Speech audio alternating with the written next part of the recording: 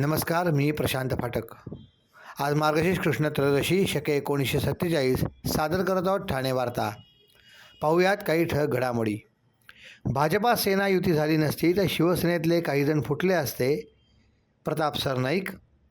रणजित मोहन यादव यांनी ठाणे जिल्हा परिषदेच्या मुख्य कार्यकारी अधिकारी पदाचा स्वीकारला पदभार. आणि सावरी गावातल्या ड्रग तस्करी प्रकरणाशी माझा काहीही संबंध नाही, प्रकाश शिंदे. आम्हाला फेसबुक आणि यूट्यूबवर फॉलो करायला विसरू नका.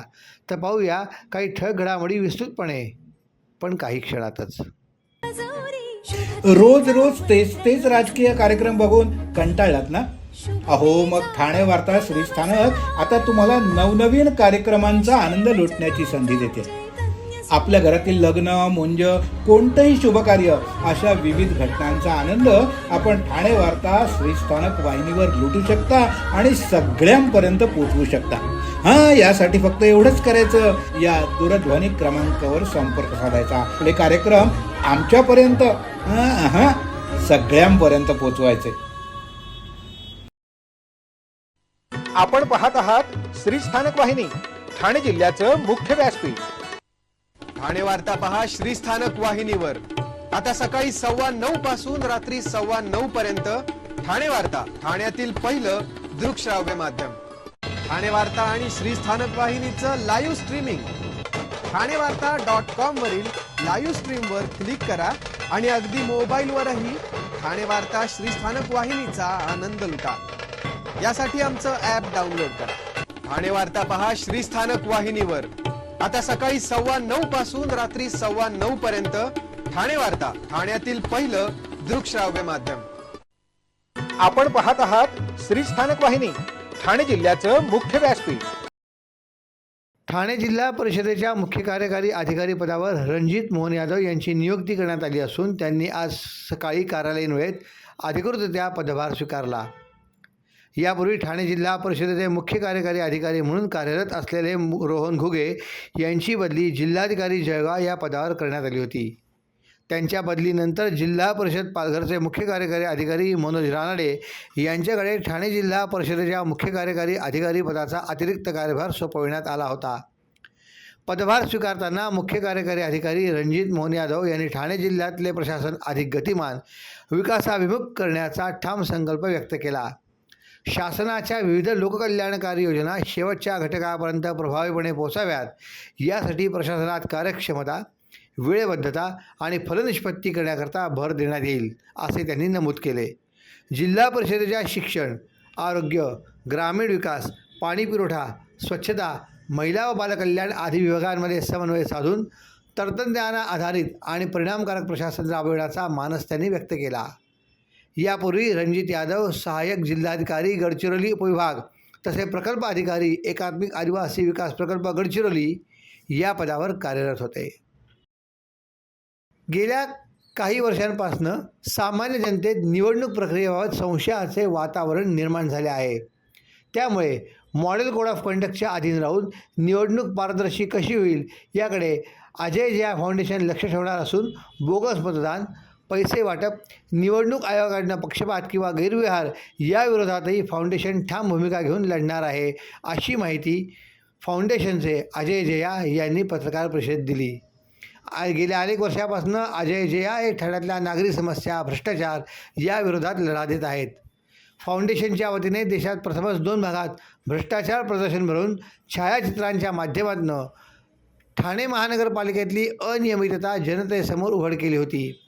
निवडणुकांच्या तोंडावर अजय जया फाउंडेशनने निष्पक्ष, निर्भय आणि पारदर्शक निवडणूक प्रणाली राबवून सुशिक्षित, स्वच्छ चरित्रांच्या उमेदवारांसाठी मैदानात उतरण्याचा निर्णय घेतला आहे. अजय जया फाउंडेशन प्रत्यक्ष निवडणूक रिंगणात उतरणार नसले तरी योग्य उमेदवार, लोकशाहीमुख निवडणूक या प्रक्रियेसाठी काम करणार आहे. ठाणेकर नागरिकांना रस्ते, ड्रेनेज, पायाभूत सुविधा, स्वच्छता, वाहतूक व्यवस्थापन आणि रोजगार यासारख्या मूलभूत नागरी प्रश्नांवर लक्ष केंद्रित करून मतदान करण्याचे जया यांनी आवाहन केले आहे. जात आणि धर्म यांचा निवडणुकीशी कोणताही संबंध नाही, असेही त्यांनी स्पष्ट केले. जनतेची कामे करणारे उमेदवार हे पक्षाच्या भूमिकेपेक्षा अधिक महत्त्वाचे आहेत. म्हणूनच उमेदवार पक्षाचा असो किंवा नसो, पण निर्भय आणि भ्रष्टाचारमुक्त प्रतिनिधित्व प्रभागाला मिळावे या धोरणातनं या निवडणुकीत अजय जया फाउंडेशन प्रामाणिक उमेदवारांना पाठिंबा देण्याकरता स्वतंत्रपणे काम करेल. ठाणे शहराच्या उज्ज्वल भविष्यासाठी सुज्ञ आणि जबाबदार उमेदवारांना मतदान करावे असे आवाहन अजय जया यांनी केले आहे. सातारा जिल्ह्यातल्या सावरीगाव येथे सापडलेल्या MD कारखान्याशी आपला काहीही संबंध नसल्याचे स्पष्टीकरण ठाण्यातील माजी नगरसेवक प्रकाश शिंदे यांनी दिले आहे. राजकीय द्वेषातनं आपले नाव या प्रकरणात गोवले जात असल्याचेही त्यांनी स्पष्ट केले. सातारा जिल्ह्यातला तो कारखाना आणि ती जमीन आपली नाही. जिथे छापा पडला ती जमीन आपल्या जमिनीपासून 2.5 ते 3 किलोमीटर लांब आहे. माझ्या जमिनीचा 7/12 गट 17/1 असा असून छापा पडलेल्या जमिनीचा गट 4/1 असा आहे. तर शिंदे कुटुंबियांच्या ज्या जमिनीचा उल्लेख विरोधकांनी केला ती जमीन योगायोगाने नव्हे तर वडिलोपार्जित असल्याने आमच्याकडे आली आहे. या जमिनीचा गट क्रमांक 30/10 असा आहे. तर छापा पडलेल्या ठिकाणापासून ती 15 ते 16 किलोमीटर लांब असल्याचंही प्रकाश शिंदे यांनी स्पष्ट केले. माझ्या स्वतःच्या जागेवर कोणतेही 5 स्टार हॉटेल होणार नसून तिथे स्थानिकांना रोजगार मिळावा याकरता कृषी पर्यटन सुरू करण्याचा माझा मानस आहे. ही जागा रणजित शिंदे यांना विकण्यात आली असून त्यांची कागदपत्रे आमच्याकडे आहेत. तर रणजित हा फरार झाला नसून तो गावातच आहे. पोलिसांच्या FIRमध्ये कुठेही रणजित शिंदे यांच्या नावाचा उल्लेख नाही. तसेच या गुन्ह्यात त्याचा कोणताही संबंध नसल्याचे पोलिसांनी स्पष्ट केले आहे. इथे सुरू असलेल्या हॉटेलमधनं आरोपींना कोणतेही जेवण जात नव्हते हे देखील पोलिसांच्या चौकशीत स्पष्ट झाले आहे. त्यामुळे केवळ राजकीय द्वेषापोटी हे आरोप केले जात असून माझा आणि माझ्या कुटुंबियांचे नाव त्यात ओढून आम्हाला बदनाम करण्याचा कट रचला जात असल्याचे प्रकाश शिंदे यांनी साधार स्पष्ट केले. भाजपा सेना युती झाली नसती तर शिवसेनेतले काही जण फुटले असते असा दावा परिवहन मंत्री प्रताप सरनाईक यांनी केला आहे. मंत्री प्रताप सरनाईक यांच्या या वक्तव्याने राजकीय वर्तुळात मोठी खळबळ उडाली आहे. मंत्री प्रताप सरनाईक यांचे हे भाषण तुफान व्हायरल होत आहे. युती झाली म्हणून ठीक, नाही तर काही जण कुंपणावर होते, इकडेच राहायचे का तिकडे जायचे असे वक्तव्य मंत्री प्रताप सरनाईक यांनी केले होते. मंगळवारी ठाण्यात झालेल्या शिवसेना मेळाव्यात मंत्री प्रताप सरनाईक यांनी हे वक्तव्य केले होते. या वक्तव्यावरनं आता विरोधक तोंडसुख घेऊ लागलेले आहेत. आप्पासाहेब शिंदे ठाणे जिल्हा आंतरशालेय लेझिम स्पर्धेत प्रमोद वाघमोडे यांचा उत्कृष्ट परीक्षक म्हणून गौरव करण्यात आला. आप्पासाहेब शिंदे क्रीडा प्रतिष्ठान कल्याण यांच्या वतीने आप्पासाहेब शिंदे ठाणे जिल्हा आंतरशालेय लेझिम स्पर्धा 2025 या प्रतिष्ठित स्पर्धेत प्रमोद वाघमोडे यांनी उत्कृष्ट परीक्षक म्हणून केलेल्या उल्लेखनीय कार्याबद्दल त्यांचा शाल, श्रीफळ, प्रमाणपत्र आणि सन्मानचिन्ह देऊन गौरव करण्यात आला. वाघमोडे हे श्री मावळी मंडळ हायस्कूल अँड ज्युनियर कॉलेज येथे सहाय्यक शिक्षक म्हणून कार्यरत असून क्रीडा क्षेत्रातला त्यांचा प्रदीर्घ अनुभव, लेझिम या पारंपरिक क्रीडा प्रकारामध्ये सखोल ज्ञान तर निष्पक्ष आणि शिस्तबद्ध निर्णय क्षमतेमुळे त्यांची या जिल्हास्तरीय स्पर्धेसाठी अधिकृत परीक्षक म्हणून नियुक्ती करण्यात आली होती. कल्याण येथे पार पडलेल्या या स्पर्धेत त्यांनी अत्यंत प्रामाणिकपणे, काटेकोरपणे व कौशल्यपूर्ण रीतीने परीक्षकाची जबाबदारी पार पाडली. त्यांच्या प्रभावी निर्णय क्षमतेमुळे व मार्गदर्शनामुळे संपूर्ण स्पर्धा अत्यंत यशस्वी आणि शिस्तबद्ध वातावरणात पार पडली. रोज रोज तेच राजकीय कार्यक्रम बघून कंटाळलात ना? अहो मग ठाणे वार्ता श्रीस्थानक आता तुम्हाला नवनवीन कार्यक्रमांचा आनंद लुटण्याची संधी देते. आपल्या घरातील लग्न, मुंज, कोणतंही शुभकार्य अशा विविध घटनांचा आनंद आपण ठाणे वार्ता श्रीस्थानक वाहिनीवर लुटू शकता आणि सगळ्यांपर्यंत पोहोचवू शकता. यासाठी फक्त एवढंच करायचं, या दूरध्वनी क्रमांकावर संपर्क साधायचा. आपले कार्यक्रम आमच्यापर्यंत सगळ्यांपर्यंत पोहोचवायचे. आपण पाहत आहात श्रीस्थानक वाहिनी, ठाणे जिल्ह्याचं मुख्य व्यासपीठ. ठाणे वार्ता पहा श्रीस्थानक वाहिनीवर. आता सकाळी 9:15 पासून रात्री 9:15 पर्यंत ठाणे वार्ता, ठाण्यातील पहिलं दृकश्राव्य माध्यम. ठाणे वार्ता आणि श्रीस्थानक वाहिनीचं लाईव्ह स्ट्रीमिंग. ठाणेवार्ता.com वरील लाईव्ह स्ट्रीमवर क्लिक करा आणि अगदी मोबाईलवरही ठाणे वार्ता श्रीस्थानक वाहिनीचा आनंद लुटा. यासाठी आमचं ॲप डाउनलोड करा. ठाणे वार्ता पहा श्रीस्थानक वाहिनीवर. आता सकाळी 9:15 पासून रात्री 9:15 पर्यंत ठाणे वार्ता, ठाण्यातील पहिलं दृकश्राव्य माध्यम. आपण पाहत आहात श्रीस्थानक वाहिनी, ठाणे जिल्ह्याचं मुख्य व्यासपीठ.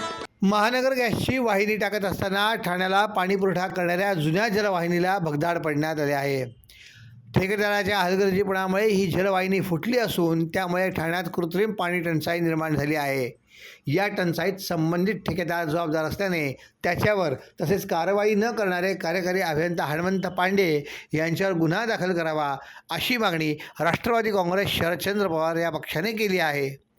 1000 मीटर व्यासाची पिसे ते टेमघर परिसरातली जुनी सिमेंटची पाईपलाईन भिवंडी बायपासजवळ रांजणोळी गावात या भागातल्या जुन्या सिमेंटच्या 1000 मिलीमीटर व्यासाच्या जलवाहिनीजवळनं ही नवीन गॅसची लाईन टाकण्याचे काम सुरू होते. या कामादरम्यान ड्रिलिंग करत असताना मुख्य जलवाहिनीला भगदाड पडले असून त्यातून मोठी गळती सुरू आहे. या घटनेमुळे गेल्या 15 दिवसांपासून ठाणे शहरातले नागरिक पिण्याच्या पाण्यापासून वंचित असून पाणी टंचाईला सामोरे जात आहेत. या प्रकरणी डॉक्टर जितेंद्र आव्हाड आणि जिल्हाध्यक्ष मनोज प्रधान यांच्या मार्गदर्शनानुसार राष्ट्रवादी काँग्रेस शरदचंद्र पवार गटाचे कार्याध्यक्ष राजेश कदम यांनी ठाणे महानगरपालिकांना पत्र देऊन त्यांच्यावर गुन्हा दाखल करण्याची मागणी केली आहे. ही घटना घडून 15 दिवस उलटले तरी संबंधित ठेकेदारांवर अद्याप कोणताही गुन्हा दाखल करण्यात आलेला नाही किंवा ठोस कारवाई झालेली नाही. या प्रकरणात तत्काळ लक्ष घालून जलवाहिनीची दुरुस्ती युद्धपातळीवर पूर्ण करावी. तसेच कंत्राटदाराच्या निष्काळजीपणामुळे ही हानी झाली आहे त्यावर कायदेशीर कारवाई करून दंडात्मक पावले उचलावीत अशी मागणी राजेश कदम यांनी केली आहे. ठाणे महानगरपालिका सार्वत्रिक निवडणुकीकरता आदर्श आचारसंहिता लागू झाल्यानंतर शहरातले अनधिकृत जाहिराती, बॅनर्स आणि पोस्टर्स हटविण्याची मोहीम ठाणे महानगरपालिकेच्या अतिक्रमण विभागामार्फत सुरू आहे. 15 डिसेंबर रोजी दुपारी 4 वाजल्यापासून आचारसंहिता लागू झाल्यानंतर दिनांक 16 डिसेंबरपर्यंत शहरातल्या एकूण 1404 अनधिकृत पोस्टर्स आणि बॅनर्स हटविण्यात आले आहेत. 15 जानेवारी 2026 रोजी मतदान होणार असून त्या पार्श्वभूमीवर शहरात लागू करण्यात आलेल्या आदर्श आचारसंहितेचे काटेकोर पालन करण्यात येत आहेत. निवडणूक विभागाचे उपायुक्त श्री उमेश बिरारी यांच्या सूचनेनुसार सहाय्यक आयुक्त सोपान भाईक यांच्या मार्गदर्शनाखाली ठाणे महानगरपालिका क्षेत्रातल्या 9 प्रभाग समित्यांमधील पदनिर्देशित अधिकारी सहाय्यक आयुक्त यांच्यामार्फत अनधिकृत बॅनर्स, वाढदिवसाच्या शुभेच्छा देणारे होर्डिंग्स, भित्तिपत्रके व पोस्टर्स हटविण्याची कारवाई करण्यात आली. तसेच लोकप्रतिनिधींची नावे असलेल्या विकास कामांच्या कोनशिला झाकण्याची कार्यवाही महापालिकेच्या वतीने करण्यात आली. ठाणे महानगरपालिका हद्दीतल्या नागरिकांची सुरक्षितता, सार्वजनिक आरोग्य, प्राणी कल्याण या त्रिसूत्रीच्या अनुषंगाने भटक्या कुत्र्यांची संख्या नियंत्रणात आणण्याकरता सर्वंकष व शास्त्रीय कृती आराखडा राबविण्याच्या सूचना आयुक्त सौरभ राव यांनी झालेल्या बैठकीत दिल्या. सर्वोच्च न्यायालयातल्या स्यू रीट पिटिशनच्या पार्श्वभूमीवर आज आयुक्त दालनात बैठक पार पडली. सर्वोच्च न्यायालयाने 7 नोव्हेंबर 2025 रोजी दिलेल्या आदेशानुसार भटक्या कुत्र्यांसाठी 5 निर्देशित संस्थांमार्फत स्वतंत्र निवारे व केंद्र सुविधा उभारण्याचा निर्णय घेण्यात आला आहे. शाळा, रुग्णालये, क्रीडा संकुले, बस डेपो, रेल्वे स्थानके यासारख्या संवेदनशील व संस्थात्मक परिसरातनं पकडलेले कुत्रे त्या ठिकाणी पुन्हा सोडण्यात येणार नाहीत तर त्यांना सुरक्षित निवारांमध्ये ठेवण्याच्या सूचना आयुक्त सौरभ राव यांनी या बैठकीत दिल्या. या अंतर्गत भटक्या कुत्र्यांची नसबंदी व लसीकरण करूनच त्यांचे व्यवस्थापन करण्यात येईल. आजारी, जखमी, रेबीजग्रस्त व संशयित रेबीज बाधित कुत्र्यांवर नियमानुसार स्वतंत्र कार्यवाही केली जाणार आहे. भटक्या कुत्र्यांची संख्या नियंत्रित करणे हे अत्यंत महत्त्वाचे असल्याने नसबंदी केंद्रांची क्षमता वाढवण्यात येणार असल्याचेही त्यांनी यावेळी सांगितले. सामाजिक पर्यावरणास अनुकूल व सध्याच्या काळाची गरज लक्षात घेऊन विकसित आणि आत्मनिर्भर भारतासाठी स्टेम या विषयाला अनुसरून शाश्वत शेती, कचरा व्यवस्थापन आणि प्लास्टिकला पर्याय, हरित ऊर्जा, उद्योन्मुख तंत्रज्ञान, मनोरंजक गणितीय मॉडेलिंग, आरोग्य आणि स्वच्छता, जलसंवर्धन आणि व्यवस्थापन यावर आधारित तालुकास्तरीय विज्ञान प्रदर्शनात नाविन्यपूर्ण प्रकल्प सादर करून विद्यार्थ्यांनी उपस्थितांकडून कौतुकाची थाप मिळवली. ठाणे महानगरपालिका शिक्षण विभाग ठाणे आयोजित 53व्या तालुकास्तरीय विज्ञान प्रदर्शनाचे उद्घाटन उत्साहात पार पडले. हे प्रदर्शन ठाणे मनपा शाळा क्रमांक 115 कळवा येथे आयोजित करण्यात आले आहे. या विज्ञान प्रदर्शनांमध्ये ठाणे महानगरपालिका कार्यक्षेत्रातले सर्व महानगरपालिका शाळा, गटस्तरावर निवड झालेल्या खासगी प्राथमिक व माध्यमिक शाळा अशा एकूण 127 शाळांमधल्या विद्यार्थ्यांनी आपले नाविन्यपूर्ण प्रकल्प सादर केले आहेत. यावर्षी NCERT नवी दिल्ली यांच्या संदर्भीय निर्देशान्वये विज्ञान प्रदर्शनाचा विकसित आणि आत्मनिर्भर भारताकरता STEM हा मुख्य विषय निश्चित करण्यात आला होता. सदर प्रदर्शन सर्वांना पाहण्यासाठी 17 डिसेंबर रोजी खुले आहे. रोज रोज तेच राजकीय कार्यक्रम बघून कंटाळलात ना? अहो मग ठाणे वार्ता श्रीस्थानक आता तुम्हाला नवनवीन कार्यक्रमांचा आनंद लुटण्याची संधी देते. आपल्या घरातील लग्न, मुंज, कोणतंही शुभकार्य अशा विविध घटनांचा आनंद आपण ठाणे वार्ता श्रीस्थानक वाहिनीवर लुटू शकता आणि सगळ्यांपर्यंत पोहोचवू शकता. यासाठी फक्त एवढंच करायचं, या दूरध्वनी क्रमांकावर संपर्क साधायचा. आपले कार्यक्रम आमच्यापर्यंत सगळ्यांपर्यंत पोहोचवायचे. अहो, आपण आपलं घर स्वच्छ, सुंदर, नीटनेटकं ठेवतो ना, मग आपण आपल्या शहराच्या बाबतीत उदासीन का? आपलं शहर स्वच्छ, सुंदर आणि नीटनेटकं ठेवणं ही आपली जबाबदारी आहे, हो ना? मग उचला फोन आणि विना परवाना होर्डिंग्स, बॅनर्स कुठे दिसले तर 1800-222-108 या टोल फ्री क्रमांकावर कळवा किंवा 750-6946-155 या भ्रमणध्वनीद्वारे आपली तक्रार नोंदवा किंवा महापालिकेने तयार केलेल्या स्टार ग्रेड ॲप्लिकेशनद्वारे आपली तक्रार नोंदवा. त्याची दखल त्वरित घेतली जाईल. लक्षात घ्या, आपला छोटासा सहभाग आपलं शहर स्वच्छ, सुंदर आणि नीटनेटकं बनवू शकतो. जसं आपलं घर तसं आपलं ठाणे शहर. आपण आपले कार्यक्रम अथवा बातम्या आम्हाला ठाणेवार्ता@gmail.com या आमच्या ईमेलवर कळवू शकता. ठळक घडामोडी शेवटी पुन्हा एकदा. भाजपा सेना युती झाली नसती तर शिवसेनेतले काही जण फुटले असते. प्रताप सरनाईक. रणजित मोहन यादव यांनी ठाणे जिल्हा परिषदेच्या मुख्य कार्यकारी अधिकारी पदाचा स्वीकारला पदभार. आणि सावरी गावातल्या ड्रग तस्करी प्रकरणाशी माझा काहीही संबंध नाही. प्रकाश शिंदे. यावरती ठाणे वार्ता. आपली एखादी बातमी बघायची राहून गेली असेल तर आपण आमच्या ठाणेवार्ता.in या आमच्या संकेतस्थळाला किंवा आमच्या फेसबुक पेज, यूट्यूब चॅनलला अवश्य भेट द्या. तर पुन्हा भेटू पुढील बातमीपत्रात, फक्त श्रीस्थानक वाहिनीवर. धन्यवाद.